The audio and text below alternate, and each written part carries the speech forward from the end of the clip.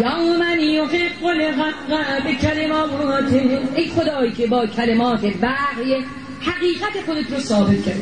یعنی اگر قرآن بدونه به حقانیت خدا پی می‌بره. قرآن کافی است.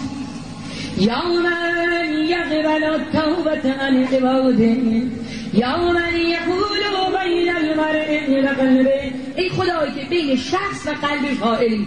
یا من لا تنفع الشفاعة الا باذنه، ای خدایی که شفاعت کنندگان به اذن توست. خدای میشه امشب اجازه بدی به علی اولاد علی، به 14 معصوم شفیع ما هم بشن. ما امشب گفتیم یا علی یا علی یا نه امشب که عمری سمن علی میگویم، در حال نشاط هم علی میگویم، یک آن علی گفتم انشاءالله تا آخر آن هم علی میگویم.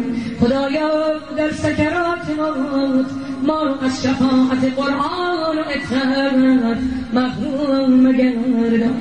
یا من قبل من زل عن سبیله، یا من لا مؤخر لحکمه، یا من لا راد لقضائه، یا من قاد كل شیء لامره، یا من السماوات مطویات بیمینه، ای خدایی که آسمان ها به دست قدرت توست و وقتی قرار باشه این آسمان و زمین برچیده میشه مثل تومار به هم پیچیده میشه. نه آیات قرآنه. یا من یرسل الریاح بشرا بین یدی رحمته، ای خدایی که بادهای رحمت رو برای بشارت ما میفرستی. سبحانک یا لا اله الا انت الغوث خدای نامه داد به ما در قرآن یک سوره به نام سوره نبأ که اون سوره اخباری به ما داد.